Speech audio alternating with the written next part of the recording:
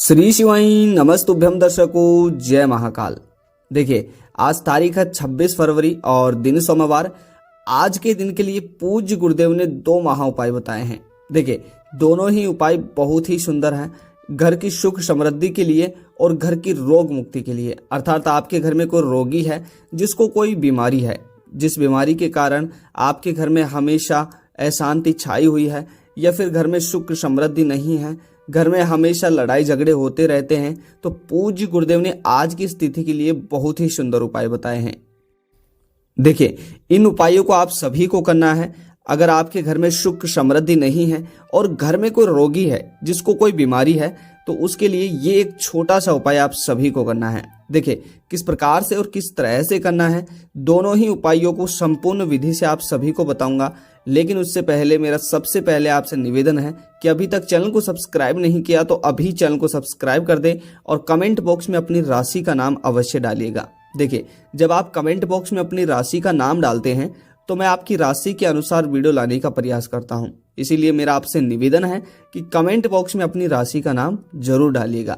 आइए, सबसे पहले हम जानते हैं कि घर में कोई रोगी है तो उसके रोग को दूर करने के लिए, घर में सकारात्मकता ऊर्जा को बढ़ाने के लिए कौन सा उपाय करना है। ध्यान से समझिएगा इस उपाय को। देखिए, इस उपाय को आप सोमवारी तिथि को कर सकते हैं, अर्थात किसी भी सोमवारी तिथि को कर सकते हैं। और पूज्य गुरुदेव ने तो अपनी छत्तीसगढ़ वाली कथा में भी कहा था कि इस उपाय को आप शिवरात्रि और सोमवार, इन दोनों ही तिथियों को कर सकते हैं। और दोनों ही तिथियों को अगर इस उपाय को आप करते हैं तो उसमें आपको आर्थिक लाभ की भी प्राप्ति होती है और सफलता इस उपाय से तुरंत मिलती है। तो देखिए, इस उपाय को करने के लिए और रोग मुक्ति के लिए इस उपाय को करने के लिए आप लोगों को आज सोमवारी तिथि को सबसे पहले इस उपाय को आप प्रदोष से पहले भी कर सकते हैं और प्रदोष के समय में भी कर सकते हैं।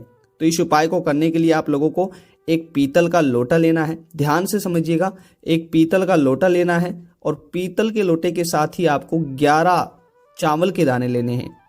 11 जो चावल के दाने आप ले रहे हैं, उन चावल के दानों को आपको ठीक से देखना है कि कहीं से कटे फिटे नहीं होने चाहिए। क्योंकि पूज्य गुरुदेव कई बार अपनी कथा में कहते हैं कि जो कटे फिटे चावल होते हैं उनका प्रयोग अगर हम अपने उपाय में करते हैं तो उनसे हमें लाभ नहीं मिलता है। क्योंकि देवी देवताओं की जब हम पूजा पाठ करते हैं, उनसे जुड़े उपाय करते हैं, और अगर उनमें हम कोई खंडित चीजें, खंडित वस्तुएं चढ़ाते हैं तो उसमें हमें कोई लाभ नहीं मिलता है।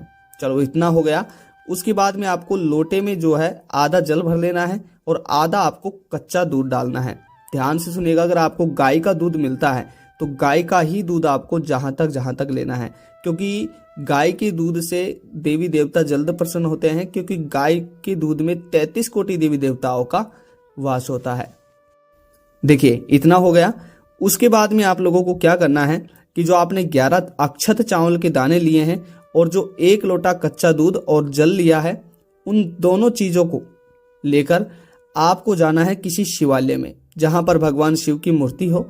ऐसे स्थान पर जाकर आपको सबसे पहले जो आप जल का और कच्चे दूध का कलश लेकर गए हैं, उस लोटे को अपने दोनों हाथों से श्री शिवाय नमस्तुभ्यम का जप करते हुए शिवलिंग के ऊपर पूरी भक्ति भाव से आपको समर्पित करना है। और आपकी जो भी मनोकामना है उस मनोकामना को बोलना है। उसके बाद में जो आपके पास 11 अक्षत चावल के दाने हैं, उन्हें अपनी 11 मनोकामना बोलते हुए या फिर 11 बार श्री शिवाय नमस्तुभ्यम का जप करते हुए अर्पित कर देना है। देखिए, इतना हो गया। उसके बाद में जो आप लोटा लेकर गए हैं, उस लोटे से जलाधारी से बहते हुए उस कच्चे दूध और जल को वापस अपने लोटे में थोड़ा सा आपको भर लेना है। अब लोटे में कच्चे दूध और जल को वापस भरने के बाद में आपको भगवान शिव को प्रणाम करना है, उनका आशीर्वाद लेना है और वापस अपने घर आ जाना है। देखिए, घर पर आने के बाद में अपने पूरे घर में, घर के प्रत्येक कक्ष में आपको छींटे मारने हैं। और छींटे मारने के बाद में आपके घर में जो भी रोगी है, उस रोगी को उस कलश से थोड़ा सा 2 या 4 बूंद पानी पिलाना है।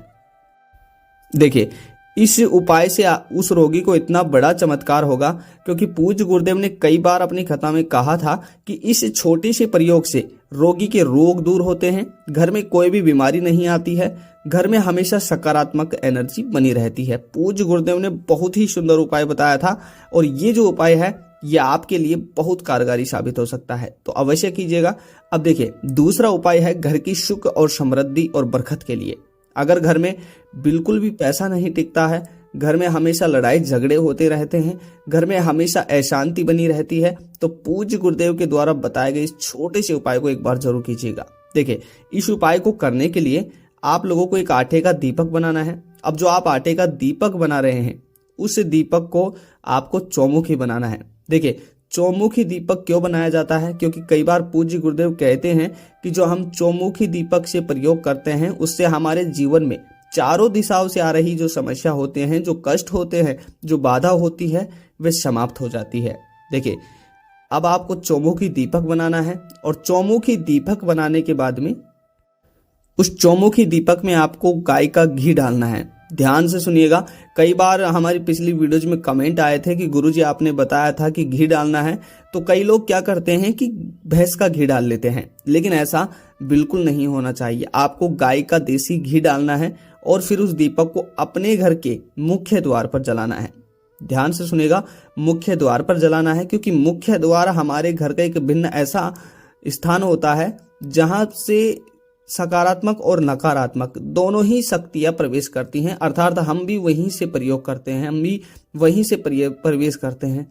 ऐसे में पूज्य गुरुदेव कहते हैं कि अगर सोमवारी तिथि को इस स्थान पर दीपक जलाया जाए, दीपक उज्ज्वलित किया जाए चौमुखी, तो मनुष्य के सभी प्रकार के कष्ट दूर होते हैं और घर में हमेशा सुख समृद्धि बरकत बनी रहती है। पूज्य गुरुदेव ने बहुत ही सुंदर तरीके से इस उपाय को बताया है।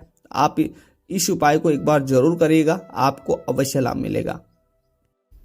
ठीक है, पूज्य गुरुदेव के द्वारा बताए गए उपाय को अवश्य करें और कमेंट बॉक्स में श्री शिव नमस्तुभ्यम जरूर लिखें और भगवान शिव आपकी सभी मनोकामना को पूर्ण करेंगे।